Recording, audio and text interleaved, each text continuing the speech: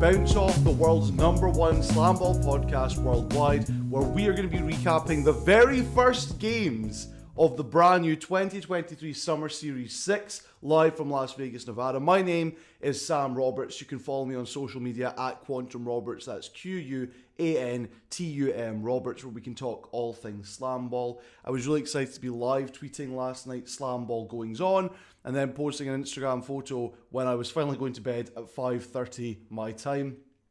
But it was all worth it to now be awake and talking to you at about 9:50, not that long after, and getting to go through every single game with you today. But for now, the headlines. The mob runs this league. Tony Crosby II is more than just a gimmick. The stars are yet to shine, and Ty McGee might already need to get off of the wrath. This is the Bounce Off, this is Bounce Off, and this is our very first episode talking about the 2023 season. As I mentioned, we're going to go through every single game, and because we're going through every single game, we're going to be able to talk about every single team. As we go through the remainder of the season, it's looking likely that each night will only be 4 teams playing. The way that the league is structured is that it's series, or sessions, however you want to call it, where 2 teams play, then another 2 teams play, then the winning 2 teams face each other in a third game of the night, right? For those of you who are curious about how this is going to affect the league in terms of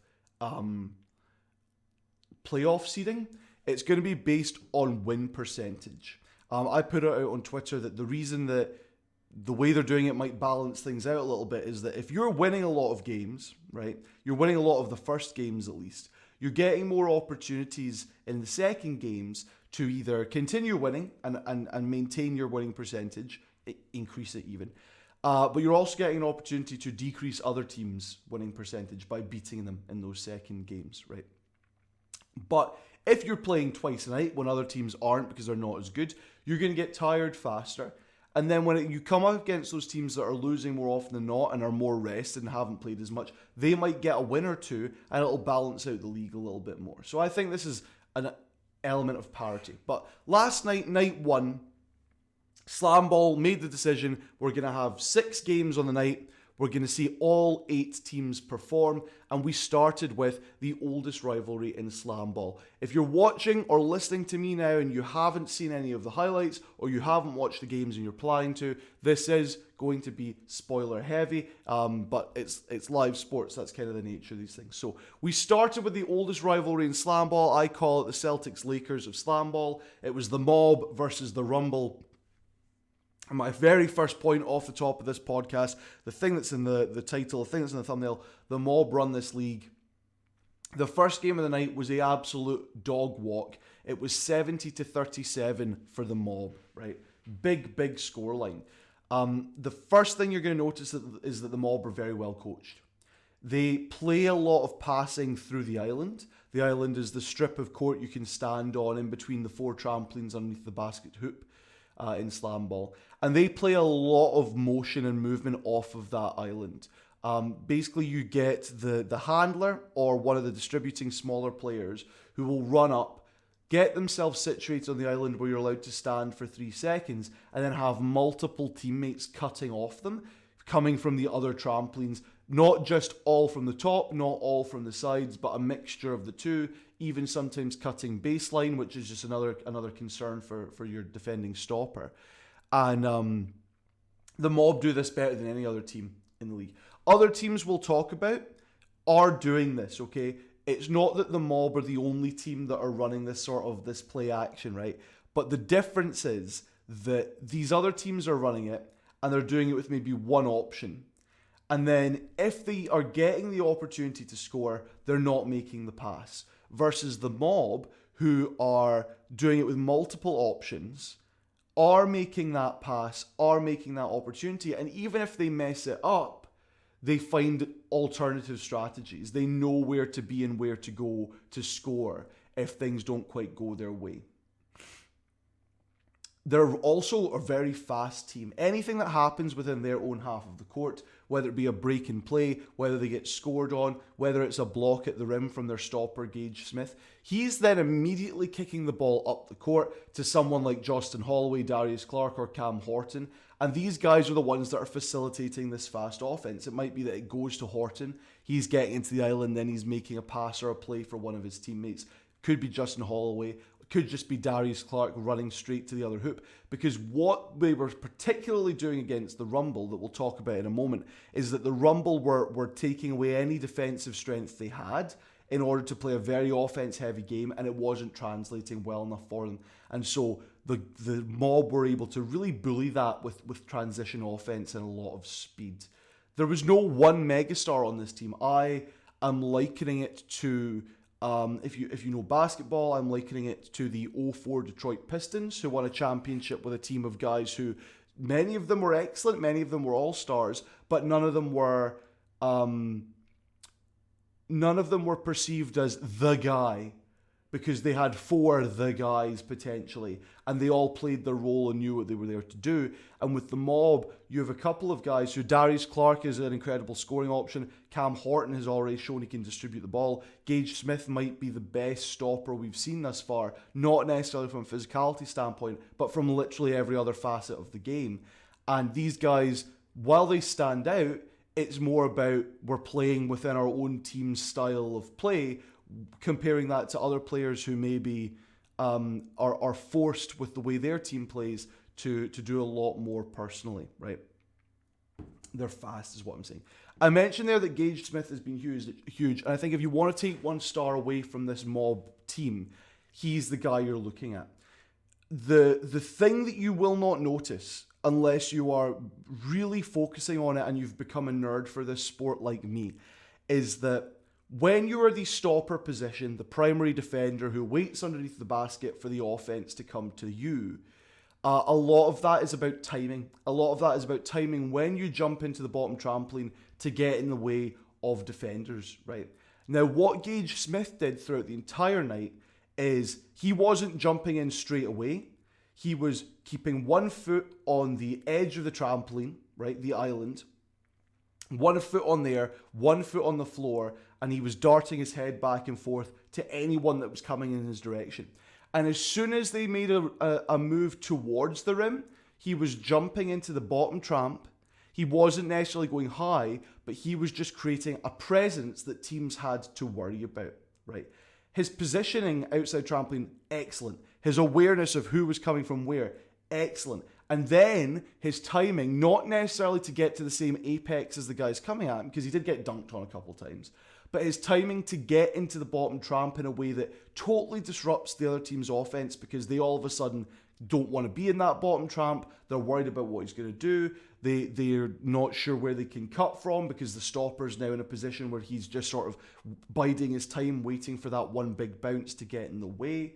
This, plus accurately timing when to enter the tramp, is a big deterrent and is really uncomfortable for offenses that are equally as uncomfortable in this new sport as maybe he is. He looked really confident out there in a lot of ways, but a lot of guys didn't. Is that because no one's confident, or is that because Gage Smith is making them uncomfortable, making them underconfident with his ability to get into the tramps at the perfect time? We'll see as they face more teams, but we'll get to game 2 and it was more of the same.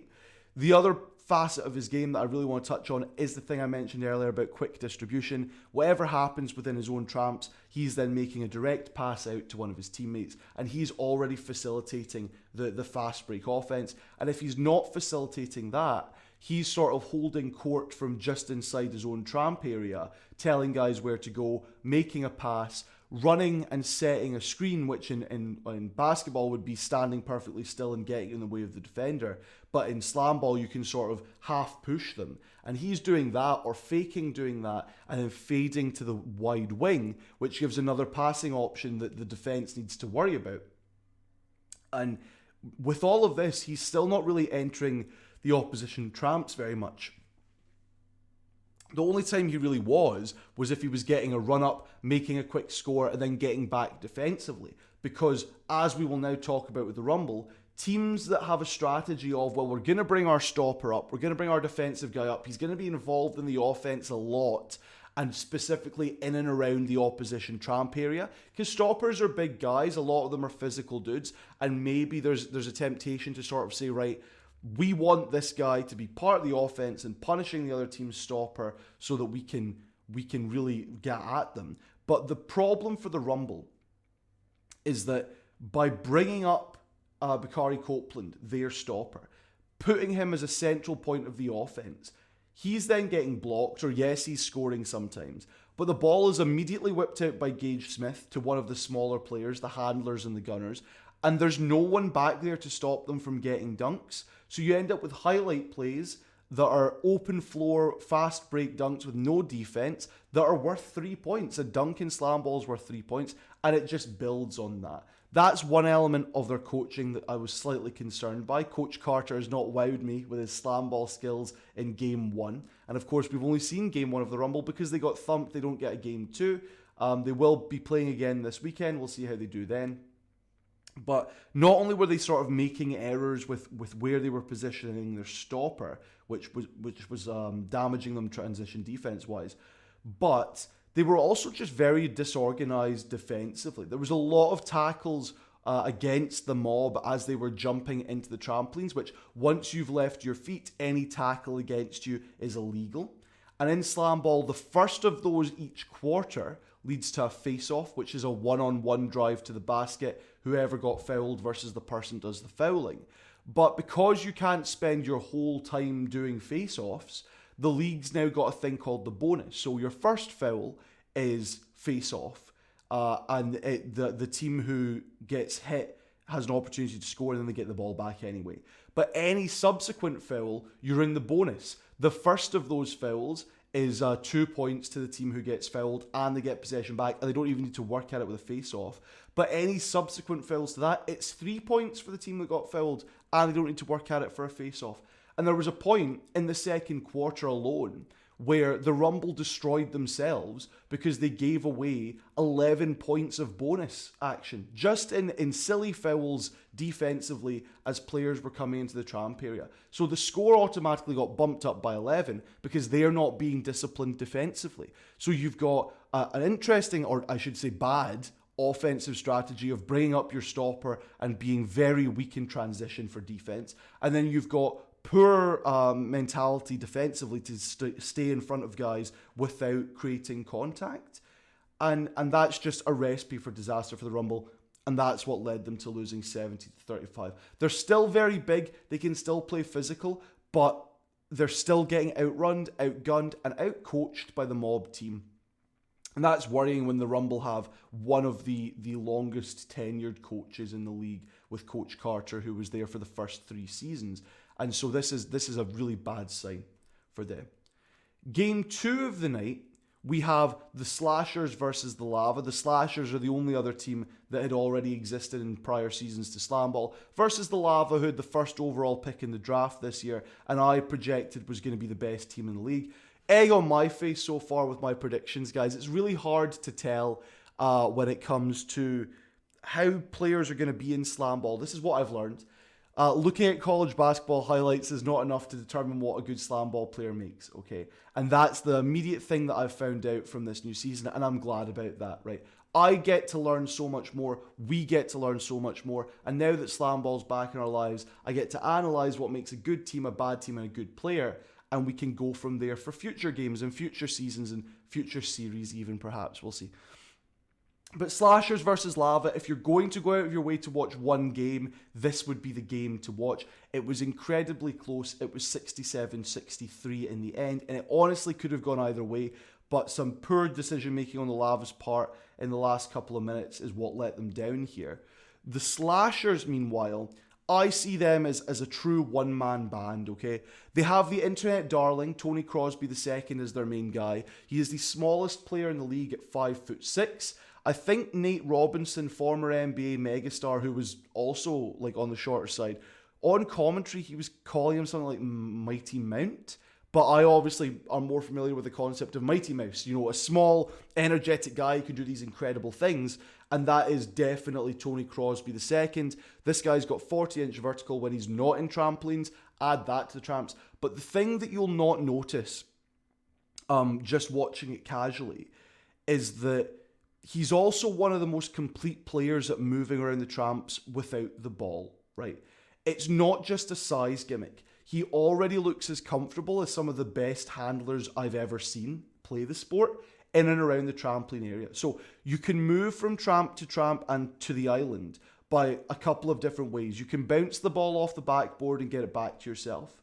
You can dribble it off of wherever it is you're going to go, which means to bounce the ball off of that area. So when you're first entering the tramps, you can either just jump from the floor into the tramps and then you kind of need to go straight to the basket. Or you can bounce the ball off the tramp you're entering and sort of walk in.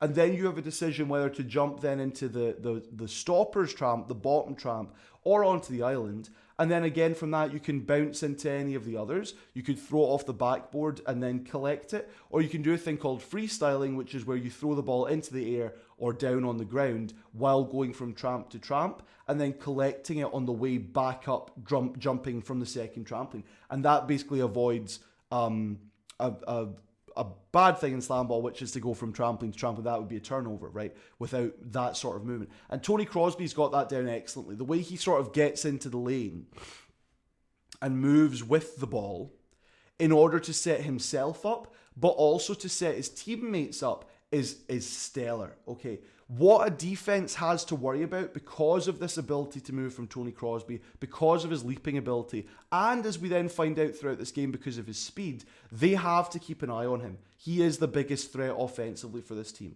But if he's not scoring, he's got drawing power. The defense is worried about him, so they're keeping an eye on him. His ability to freestyle, which is the throwing the ball in the air and catching it on the way back up, and also dribble around the tramp area and just move throughout the spring zone. That ability allows him to make a lot more decisions for his offense, to get out of the way of his teammates who might make cuts. And then he's also got tremendous passing ability and distribution. And that can set up his teammates. And that makes use of his ability to move around the court a bit more, because then his teammates can come from different directions and he gets himself in a position to make that pass. So it's not just a gimmick of he's a small guy that can jump high, which is what we saw with Lu Feng in China. But it's a guy who can jump high, is small, and can also outpace most guys on the floor, and has an aptitude for the tramps that pretty much no one else in the league has. If he's not scoring, he's a draw for the defense, and that's a concern. The rest of the team did not wow me hugely. Amir Smith, their starting stopper, he does well at that position. He got some really good blocks, to the point that because of the Faisal Shafat, who is the stopper for the Lava, he had a very aggressive game. Amir Smith's not going to get as many headlines for his great stopper play, but he had it. He also contributed offensively at some points, as did Alonzo Scott, who can do some of the same things as Tony Crosby, but he's nowhere near as central to their offense, nor is he seemingly as comfortable or as good as Tony Crosby at making those decisions in and around the tramp. So those are the two other guys to watch out for in this team, but it does a lot of times feel like the Tony Crosby show. Okay, the Crosby show would have been a really good way of putting that if things hadn't gone badly in the last 10 years, right? The game really did come down to if the Lava could have executed like defensive sets in the last minute and a half, which they failed to, and whether or not Tony Crosby II could play hero ball and score for his team and distribute for his team and facilitate for his team in that last minute and a half. And guess what? That's what he did by scoring, by moving, and by passing and drawing the defense. Mighty Mouse is going to be one of the hardest players to stop in this league, and it's not just purely on athleticism, it's on understanding of the game and on movement of the slam ball, of the ball, of the basketball, whatever you want to say. Biggest takeaway definitely is that he is carrying this team. The Lava, who lost this game, they did do well throughout, and the reason I think this is a game worth watching is because both teams had some absolute yams of dunks, some major dunks on each other. The Lava definitely have pieces. I was high on them going into the season. They were number 1 in my power rankings. I just don't know why they couldn't put it all together last night. Bryce Moraine, the first round pick, the guy who's been touted as maybe the most complete SlamBall player we've seen, he scored the first 3 baskets for his team with, I think, a lay-in because of contact at the rim, and then 2 really impressive dunks. One of which was we were talking about freestyling with Tony Crosby earlier. You have Bryce Moraine able to freestyle into the bottom tramp and then get an incredible amount of height on it, a scary amount of height on his own body, to then finish at the rim with some aggression. And that is the big thing, is he's showing this aptitude. He just didn't take over the game throughout. He did have some really good moments, but he wasn't the dominant player I was expecting him to be when that's how you're touted coming in. He has speed, he's comfortable in the tramps, and he's comfortable getting into them from outside and holding his own around that area, but he wasn't taking over. I mentioned Faisal Shafat as their stopper, and credit to him, he put his story out on Instagram earlier. He joined the league 3 weeks into training, 3 weeks before the season started, just asking for an opportunity, brought in on a tryout, a guy who was an injury replacement for this team, and he's worked his way up to being the starting stopper, and he's done excellently. If you look at old school style SlamBall, the stopper is a big physical guy who's just making hits in the air.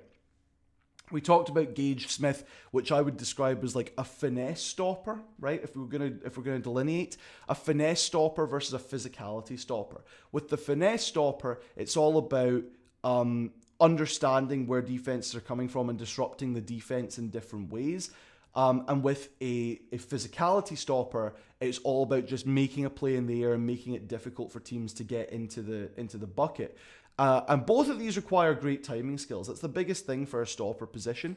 But if you look at Faisal Shafat, he was able to make a lot of difficult shots for the Slashers, but they were still able to score them, right? This game ended 67-63, which means that the Slashers had to score, they scored a lot. They scored at least 22 dunks. And that meant that who was letting them through? Well, Faisal Shafat in some points versus Gage Smith not letting in as many, and that was because he was disrupting in a different way. You're more than capable of being a physical stopper. I think Faisal Shafat might be the best in the league right now, night 1, but there are other ways to play the position, and right now, thought and finesse is doing better than physicality. Okay, but the way he does dominate from that position. The thing that scares me the most, I don't know if it's to do with the way his hands are wrapped, but he's the only guy I've seen palm the ball thus far. So he can as soon as he's blocked it, he's just picking it up with one hand and throwing it as far as he can to his teammates, and that's good. No one on their team looked bad, and this is what I was saying about the Lava as we were previewing them. I felt like every player in the league, every player on the Lava squad was able to contribute to their team in some way, and I was proving that last night. None of them looked bad. Every position can pass, especially in the air.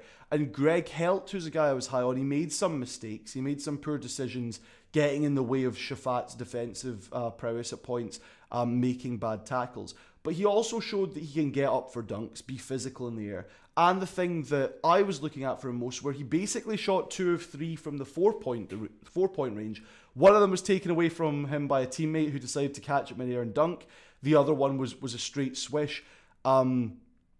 And so I think that that's something that he's definitely being asked to do, and he is doing it. And thus far, he is the best 3-point shooter we've seen in the league because no other team's wanting to take those shots. So the Lava are still exciting. They had the pass of the night with a behind the back from Nathaniel Harris to Paxton Henry in their own offensive half, which ended in a dunk. And that was beautiful to watch live. But they're not. They need to put it together. Right, they've got the pieces, they just need to put it together. The third game of the night obviously was the winners of those previous two, so we had the Mob versus the Slashers, and it was another rout for the Mob. They won by 39 points with a score of 62-23. Crosby, yet again, is the man, but without much help and going up against a team that's excellent at disrupting defensively and so well coached at scoring the ball at the same time, it's just really, really, really difficult for them to do anything when it's Mighty Mouse versus the world, right? In this instance, it's Mighty Mouse versus the Mob is a comic book I would read, And unfortunately, this is the issue where Mighty Mouse gets his ass kicked, but next week he might come back stronger. We'll have to wait and see. In fact, I think that Slashers and Mob are playing still again this weekend, so that'll be a nice rematch to have a look at when they've not already played a game each. Will the Mob win by more, or will, in fact, Mighty Mouse dominate them because he knows how to play them now? The Mob are just coached so beautifully. Justin Holloway and Cam Horton are great distributors. Gage Smith is an absolute killer from the back. Those multiple cuts coming from multiple angles are really, really dangerous.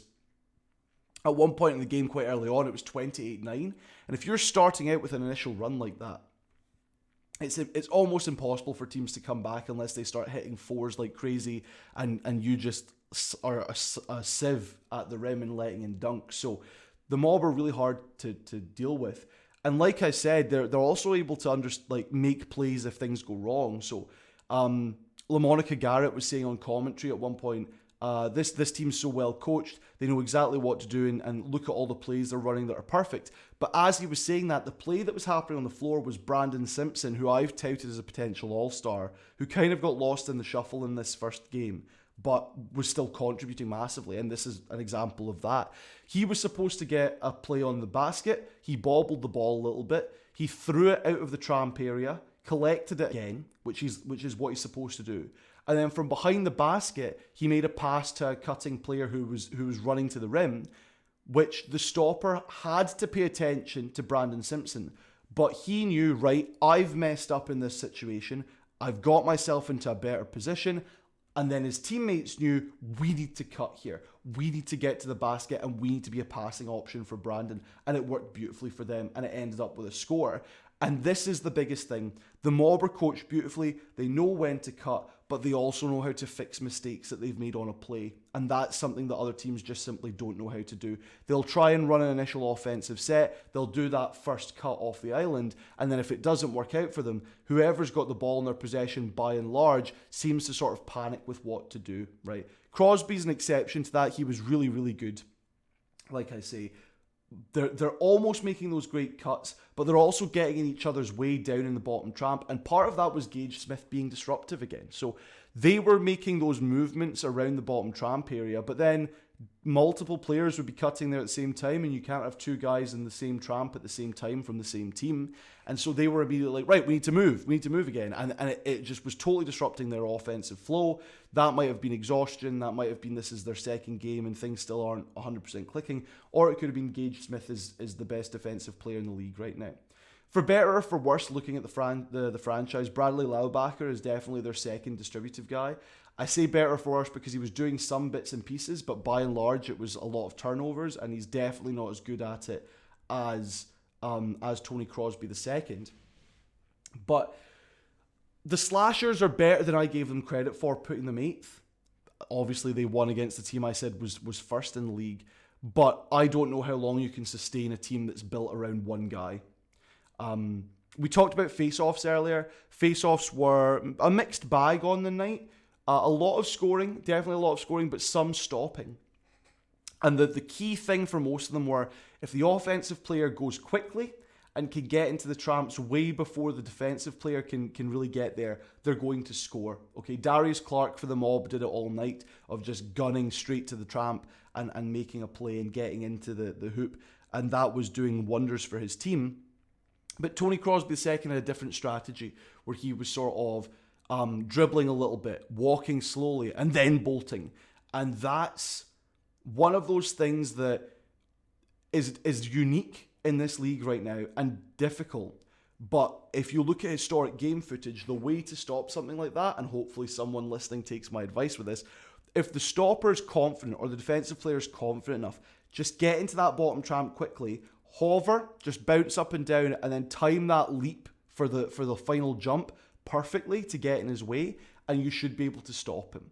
But right now, no one's worked out how to do that, and that's how Crosby's scoring with faceoffs. But his team ultimately lost because the Mob. The Mob run the SlamBall league, and they're just too good. They're too well coached. They have too many options, and Gage Smith is just too good defensively for them. We move to the second session of the night, and there's going to be less said about these ones, partially because the Mob were so impressive in the first couple games, and Mighty Mouse was such a thrill to watch that when you get into these other four teams who are by and large a lot more physical, I found less to talk about. It was a lot of big hits, a lot of defensive plays, and low-scoring games, okay? So the Wrath and the Griffins faced off in the first game, and that ended 42-37. It felt like the Griffins were trying to run some stuff in the half court, but they were really struggling with moving in time, and they were wasting a lot of their 20-second shot clock just screaming at each other of where do you want me to go, and so they weren't making anything off of that. The best play they end up having was Adam Flash Stanford just running at the rim and trying to make a play in the air. He had one of the best contact dunks of the night that you can already see all over the SlamBall like highlight reels, but it's not. Other than that, the team was struggling in the half court. They're unafraid of contact, and that's one thing you can say about them. Neither team was afraid of that, and both of them are going to be threats. Both the Wrath and the Griffins are going to be threats physically, but it wasn't enough for them to get the win. And they had some very poor late game coaching decisions. Like we talked about the Lava earlier, they did foul Tony Crosby II late in the game, which leads to what's called a make it take it face-off, where he has to score on the face-off to get possession of the ball back. If he doesn't, the defensive team gets possession, and that's sort of a way of trying to balance things out late game. The Lava did that, but they weren't able to stop him. The Griffins just didn't even do that. They were closer to this game than you would think, and they didn't make that decision. They were down by, I think it was 42-34, right? So 8 points in it. There's a 4-point line. Dunks are worth 3. And their first round pick, Justin Holmes, gets into the Tramps and starts freestyling through the legs and stuff, just trying to score a 3 on his own, which is fine. 3s would have been useful at this point in time, but faster. You need to do it faster, and they weren't playing with intensity in the end. I liked the Griffins starting 4. I liked every individual piece of their starting 4, but I couldn't see them putting it together. And a lot of that is when you're watching their half-court offensive sets, they are not comfortable with whatever they're supposed to be doing out there. That's the biggest thing. For the Wrath, who ended up winning this game, I don't know how they did. Both of these teams to me were looking like we're kind of physical. We can hit, but neither of them looked particularly confident. The one thing I'll say about the Wrath that they had that the Griffins didn't have is possibly the next most comfortable guy around the Tramps versus Tony Crosby in Ty McGee. Ty McGee is a guy who I've touted as a potential all-star, and right now he's the guy that I'm holding in the highest regard for this league. Because he was really, really good at getting into the Tramps, and he's a very large man as well, so he's a threat from that perspective. But he was also really good at freestyling and dribbling his way into the Tramps, into the island and around that area, setting up opportunities for his teammates or for himself to score, but the defense would get in the way, admittedly, or his teammates wouldn't catch the ball. But he was definitely facilitating to a degree that only Crosby was doing ahead of him. And he was also able to make some really interesting plays, sort of jumping into the bottom tramp and doing a little half spin in the air and laying it up so that at least you're getting some points rather than none. He was getting some really quick physical dunks, which we'll talk about in a later game. My only concern, is he really an all-star? He's carrying this team right now. Is Ty McGee really an all-star? Is he really a star player? Or is he an amazing second or third option on a championship team? He just happens to be on a really bad one. That's the thing to think about with this guy. The second game of Session 2 was the Ozone versus the Buzzsaw. The Buzzsaw, off the bat, maybe the second best coach team with Coach Hernando Planel's after the Mob. I'm eating crow with both of these teams because I put Buzzsaw 6th and Mob 7. And then Slashers 8 on my power rankings. And all three of them did really well on the night. But I put Wrath third, and Wrath did all right. So Ozone Buzzsaw ended 60-34 for the Buzzsaw. It was a very, very physical game from both teams, but the Buzzsaw were using a lot of what's called wing cuts. So they were getting the ball around the bottom tramp, maybe behind the bottom tramp, behind the backboard, and then having guys cut off from the side tramps just straight up. They were utilizing that a lot, but they were only doing it from one cut. So again, back to the mob thing, the mob would do that multiple times and give you multiple options versus the buzzsaw who were doing it once, but once was still effective enough against the Ozone to totally score on them. In the first quarter, Keenan Love played really well for the Ozone at stopper. You can listen to the interview I had with him, but he played really, really well at that position, including ending the quarter with 3 straight blocks that just make you go, right, this guy could be incredible. I'm not talking 3 blocks in 3 consecutive plays.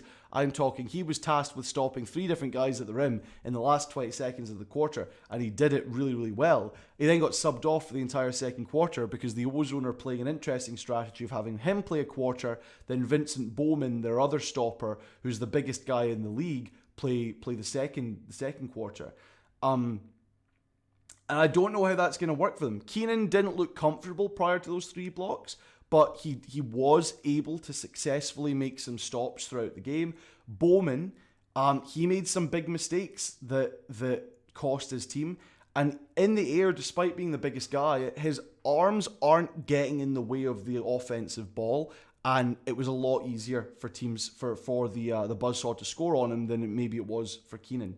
In the second half of the game, Keenan Love was getting exposed defensively by a lot of scoring happening on him, and he just wasn't able to keep up. The buzzsaw were again cutting off the island, and they were doing a similar strategy to the mob, albeit with less cuts, like I'm saying, but they were still doing it effectively and the second best of the night. Like I said, the Slashers were doing it a little bit, and the Wrath were trying to do it a little bit, but the buzzsaw were definitely the second best team at doing this. And Keenan Love wasn't able to keep up with it. And that's not entirely on him. I want to say that's not entirely on him. The Ozone, despite their first round pick, Brian Bell Anderson, being pointed out by the commentary team as having good perimeter defense, they let a lot of stuff through. They were not getting in the way of the buzzsaw on the defensive end to stop them getting into the tramps and to make Keenan Love's life a little bit easier back there. They were doing a really bad job of that in the second half, and that ultimately is what lost them this game. Just because it's hard for a stopper to keep up with everyone, and you need your teammates to at least make life difficult on the defensive end on the outside, and no one was doing that. Outside of that, we talked about perimeter defense for Brian Bell Anderson, who was the first round pick for the Ozone. Outside of that perimeter defense, which was pretty good in the first half, he didn't wow me. And what Keenan Love had told me earlier this week in interviews that Brian Bell Anderson is as good as Bryce Moraine is for the Lava. Now, I said earlier Bryce Moraine didn't take over like I was expecting him to. I may be concerned about him as a player, but I'm not concerned. That's wildly untrue, right? Bryce Moraine did a lot of great scoring. He just didn't do what I was expecting from him in game 1. Brian Bell Anderson didn't do anything near what I was hoping from him based on what I'd been told by Keenan Love and based on what I was seeing other people in the league say, which was that he is a threat. He was not a threat last night. He did some things defensively that you can only see if you're paying attention to him on that side of the floor in the first half. And then by the second half, he wasn't doing it anymore. So he's not what was advertised to me in game 1, okay? We'll see how he plays tonight, but in game 1, he was not all that. One other person to mention from the Ozone Ozone side of things, I was about to say team and side of things, so time of things. Keith McGee, he was doing a lot of good scoring in the first quarter and the fourth quarter. Nate Robinson nicknamed him McBuckets, and he's got some of that for sure. He can definitely score. It's just he's not part of the flow of their offense. It's very much, all right, we need to score, Keith, go and get us a basket. And then sometimes he wasn't doing that either because the Buzzsaw have a very good stopper of their own. They've got a very good stopper who's their stopper. Well, I believe he was their first round draft pick as well. Tyquan Scott, who he just loves that position. I think we'll talk about it more when we talk about the second game. But Tyquan Scott at stopper for the Buzzsaw is the other. So Gage Smith is finesse, Faisal Shafat is physicality, and Tyquan Scott is definitely more physicality than finesse. And he might be better than Shafat at that element of things, because he took so much joy. It wasn't like aggression and it was like he took joy in disrupting the other team's offense, making big blocks and getting in the passing lanes in the air. So the Ozone were trying to make passes in the air, which is very common in SlamBall. That's what Ty McGee was doing for the Wrath earlier on, and it wasn't quite coming off. But Tyquan Scott was getting very high, swatting away passes and getting the ball back out to his teammates outside the tramps, and also blocking dunks and being very physical in the air. That's tough to deal with. We talked about it with Faisal Shafat. Same with Tyquan Scott. It's very tough to deal with. The difference between them and the Mob, because again, the Buzzsaw were making these cuts. The difference between them is the number of cuts. They're maybe doing 1, maybe doing 2. The Buzzsaw or the Mob are minimum doing 2, possibly doing 3 per possession. They're just moving way more. Like I say, Tyquan loves stopping the ball, but the Ozone were also struggling to get any sort of height against him. I don't know if that's just he was getting very high defensively, or his timing was great, or the Ozone were just struggling offensively. But Tyquan Scott's big, he's physical, and he plays well. And the other guy from the team that I want to point out is Jamal Barnes Jr. He was a guy, I can't remember if I said it in my season preview, but I was definitely thinking it earlier on. He's a potential all-star.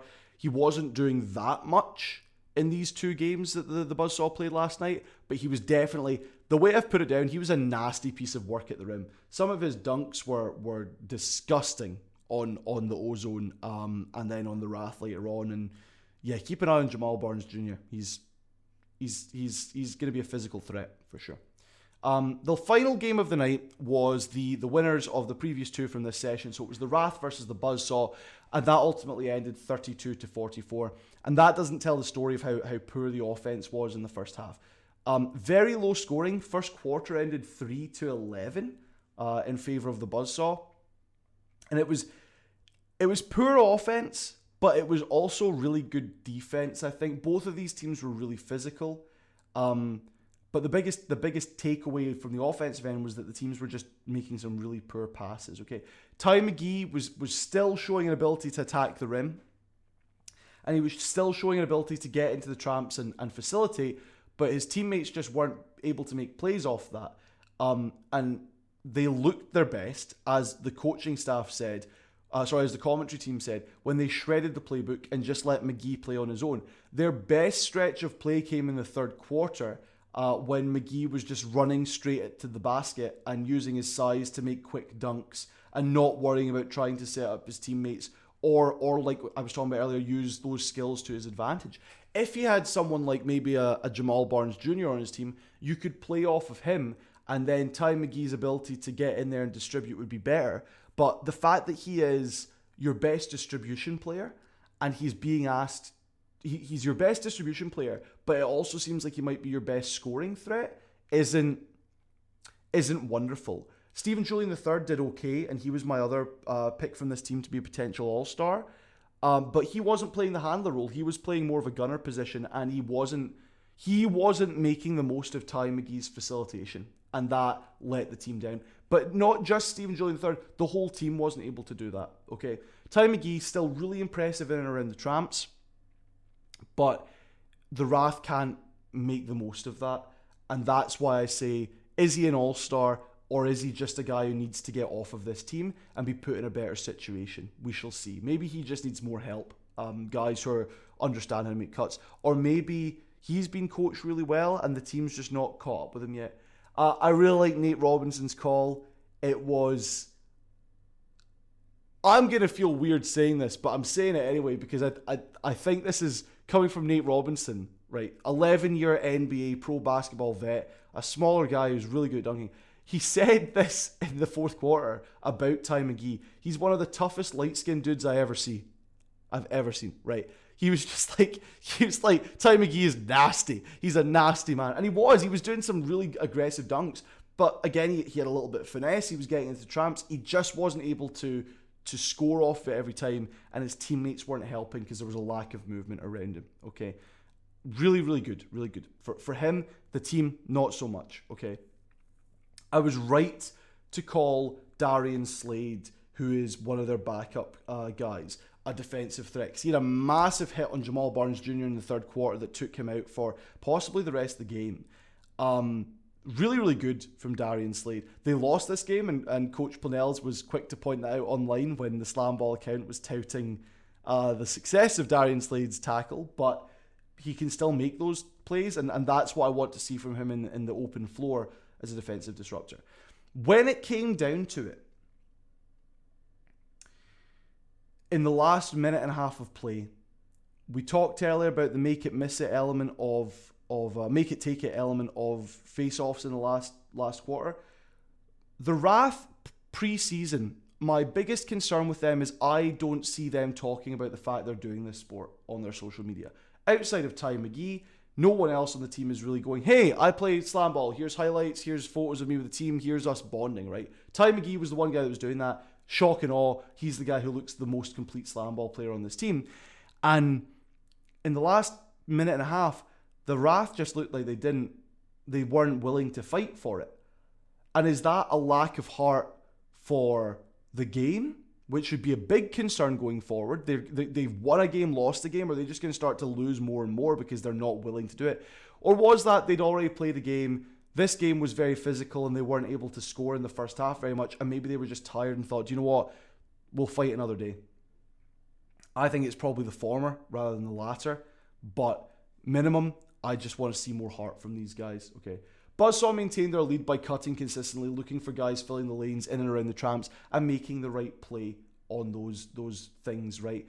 And that's what you like to see from the Buzzsaw. It was similar in that there was no standout offensive player for them. It was a lot more about distributing the ball like the Mob.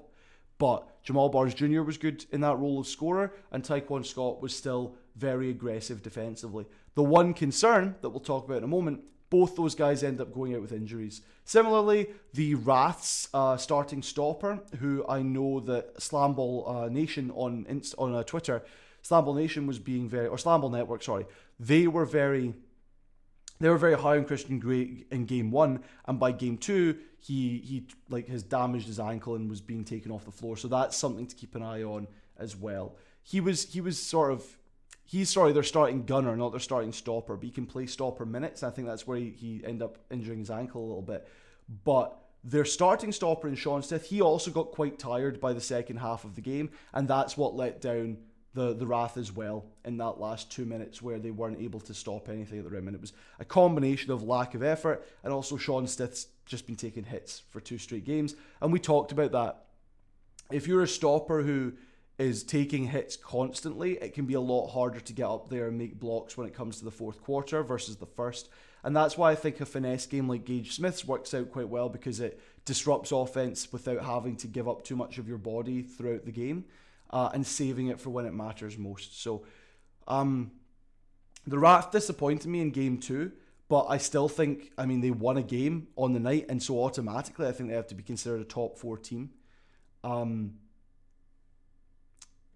Where do I put them power rankings wise? Well, I need to very quickly, I mentioned SlamBall Network, and they put up a very quick, very quick, here are our picks for power rankings right now. And I kind of really agreed with most of it, right? So their quick one was, they said Mob are number 1, Buzzsaw 2, Wrath 3, Griffins 4, Slashers 5, Lava 6, Ozone 7, Rumble 8. My movement with that is that I think the top 3 are correct. I think Mob is definitely head and shoulders above everyone. The Buzzsaw are the next best thing in terms of coaching. And the Wrath, if they can put it all together around McGee, will be very good. But I think they could easily be flipped with the Lava. And I think the Lava should maybe be 3 or 4, and you bump every other team down 1. Ozone and Rumble obviously were very disappointing. I think maybe Ozone goes lower than the Rumble.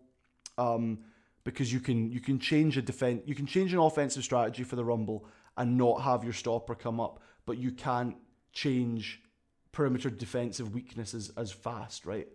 But regardless, I think maybe Mob, Buzzsaw, Lava, I still think they could be really good. They just didn't win last night. And then Wrath, Griffins, Slashers, Ozone, Rumble, and that's maybe doing the Slashers a disservice, but we'll have to see. Those were the games.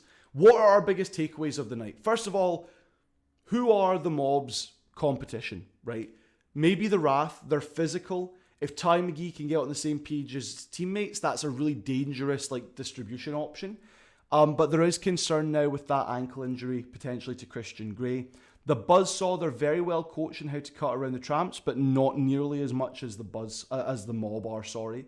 They're really consistent, and they have an excited stopper, so defensively they're pretty solid. Will that be enough to stop the Mob, who are adept at cutting? Can Tyquan Scott maintain that bounce in order to get up there? Can he even play? Because he also went out with an injury to what looked like his knee. But they might struggle later in games if they are having to rely on him quite a lot. No team can match the Mob in terms of number of cutters, and that's going to be the first thing to notice throughout this season. If they're going to run rampant, it's going to be hard to see why teams shouldn't just follow that model of coaching multiple cuts. But if anything, I think that what we have to look at from this first night of Mob action and them taking over the league is how quickly that team's adapted and how good of a coach Brendan Kirsch must be, because all of these guys are new. Some of them newer than others because some of them were part of the earlier iterations of training squads, but all of these guys are new. And with the Mob, they said it on commentary, it looks like they've been playing since they were teenagers together. They look very, very comfortable in their offensive sets and their movement, and you just aren't seeing that from other teams. And I don't know, and we don't know if other teams are going to be able to catch up with that, if they're going to find a way to disrupt it, if maybe the league goes, right, this is too much. You can't have all of this offensive firepower and Gage Smith defensively, so we're giving him to the Wrath, and you can have Christian Gray who's injured, and then that the league's very focused on parity, and I don't know if they're going to do things like that midway through the season. But if we see, another season next year, or as the league wants to do, which is potentially do multiple of these like series a year, then I wouldn't be surprised if they moved something like that around. We shall see. I mentioned injuries. So Christian Gray on the Wrath, he seemed to injure his ankle. Jamal Barnes Jr., he got a big hit from Darion Slade in the third quarter of that game against the Wrath, and he went out for a bit. I don't know if he came back to the game. I can't remember, in all honesty. Tyquan Scott, his teammate, he went down with a knee injury. And Connor Hollenbeck in the Griffins game from earlier in the night, he actually went out after taking an elbow in the stopper position with the first blood sub of SlamBall. So he had to come out of the game to get that seen to. Possibly concussion protocols for him. I am going to inquire with the league later today as I'm recording this and just sort of see, can I get an update on these four guys and what's happening with them in terms of, are they healthy? The league has got a lot of things in place, health and safety protocols wise, to ensure these guys stay good. And so I think it is a no-brainer that they should be able to tell me, if not broadcast it on social media, in terms of this is an update on these guys, because we saw it in the games last night. And I'll say to everyone who's like, wow, that's a lot of injuries and this must be a really injury-prone league and this is a really dangerous sport. A lot of these injuries were just knocks in the air. The knee thing might just be a dead leg, as we call it over here in Scotland. Might just have got it might have been a little bit of a stinger. And the ankle thing for Christian Gray, I think he just landed awkwardly on the trampolines, and that's not anyone's fault. Aside from, they were talking about it on commentary all night, you need to land flat rather than land on your feet, and I don't know if he was necessarily doing that in that situation. So I'll try and get updates for these. If the league tells me, even if they don't tell anyone else, it'll be on my social media at Quantum Roberts. Players that I want to take note of as we go throughout the rest of the season from all these games. Gage Smith of the Mob, I've obviously sung his praises. Really good defensively, really good as a part of the offense for his team. Tony Crosby II and Slashers, more than just a gimmick. Mighty Mouse is here, and you best believe I might be getting a Tony Crosby 1 jersey. Crosby 1 in that purple. The Slashers jerseys, really. All the jerseys, because I wasn't... this is my honesty, SlamBall fans. I hated pretty much all of them. I was looking at old school jerseys and I thought, these are simple and they're pretty and I like them. And these new ones are doing a bit much. The Griffins one was clean. The Rumble one was okay. But the Mob one was going on me. But they were starting to grow on me over time. And when they're on the floor, it just fits. They actually look a lot better on the floor than they do in the promo pictures. And so I'm far less concerned about that than I was 2 days ago. Okay. But Tony Crosby II Slashers jersey, maybe get me one of those. Adam Flash Stanford for the Griffins. We talked a little bit about his offensive power as just a guy that was going to the basket. We'll have to wait and see if that translates fully, but I liked him preseason, I like him now. Keenan Love defensively for the Ozone. Did he start to struggle because he was taken out of the game? If you let him play the full 20 minutes, or at least most of it, rather than having to flip-flop between him and Vincent Bowman, does he play better? We shall see. Jamal Barnes Jr. of the Buzzsaw, again, we talked about that potential injury, but he was, like Flash Stanford, doing a lot of great stuff in the air. Tyquan Scott for the Buzzsaw as well, possibly the most physical stopper, doing really well in that position, but again, that knee injury, we have to be concerned. And then finally, Ty McGee, possibly the best player on the worst team, definitely the best player on the team that's concerning. But just because he's that good, it makes everyone a little bit more confident in their abilities to be a team in this league. And so you can't call them the worst team, but you can call them a team that's not gelling yet. So that's players to look for, that's injuries, and that's the biggest takeaway from night 1. Night 2, tonight, we've got 4 teams in action. Instead of doing all 8 teams, it's now set to 4 teams per night. We've got Rumble versus Wrath. So this is a second opportunity for the Rumble to show their unique stopper strategy of bringing them up and making them a focal point in the offense, but also to show their size. Are they able to use that effectively, or will they falter? Is Ty McGee good on a bad team, or good because he's on a bad team? We shall see that. How does playing 2 games in a row the night before affect the Wrath tonight? Because that's the only team that is in that situation. Because the other game is the Ozone and Lava, both of whom lost their first game, so didn't play a second. So it's just the Wrath we're looking for from that. With Ozone versus Lava, it's 2 specific positional things. At Gunner, it's Brian Bell Anderson versus Bryce Moraine. Neither jumped out to me, but out of the 2 of them, Bryce Moraine's the guy who you can see being a big scorer. At minimum, he can score a lot by cutting off his teammates. Brian Bell Anderson, you didn't show me anything offensively. You brought some defense, but you didn't keep it up all game. That was one of those things. This is one of those matchups I was really excited for preseason, and now I'm thinking, how good is it really going to be?